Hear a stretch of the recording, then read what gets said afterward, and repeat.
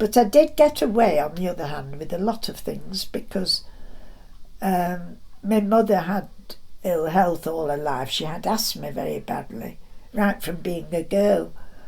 And so he always used to say to me, if he was going out in an evening, if he was going on duty, with the policing, or he did a lot of help. He did 50 odd years with the Manchester City League of Help, which I suppose these days would be the what's it called, the Citizens Advice Bureau, CAB, I suppose. But his work was it was all voluntary. This was all in Hardwick, helping the poor people of Hardwick, and raising money for them and all this, that and the other, you see. And so he used to go round helping them, and he had a lot of friends who were JPs, and so he had them, he was with them, and he did prison visiting with it turned out to be my sister-in-law eventually. Her father was a JP, and then she in turn became a JP much later. She's been retired she's 88 now. So I think she finished at 75. I think you've got to finish being a JP. But and lots of them have become later on to be Lord Mayors when we had the Lord Mayor, So I've had a very nice life, I suppose. Yeah. We got invited to lots of do's at the town hall, evening dress do's, My father, Saturday afternoon, occasionally would go anywhere with us if we went anywhere special.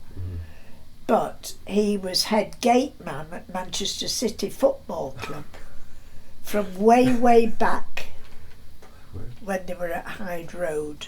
Really? And he was until he was in his 70s. He must have had a spare minute at all. And he used to go. He was football, every Saturday. And he used to do the boots on a Friday. And my father's brain was alert when he died.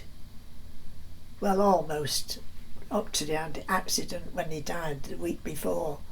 After he died a week later, but up to the last week of his life, he could go down a foolscap column of lined paper with all how much had been taken on every gate. He'd go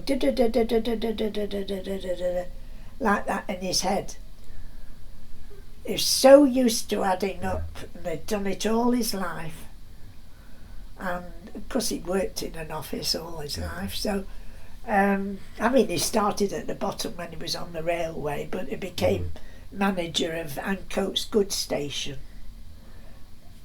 What he ended up as manager of Ancoats Goods Station, and so he still had his own office then by that time. Really interesting how he'd have seen the railways go from being private companies into these British. And he was the one that had the Liverpool Road station, which is the oldest station, as you know.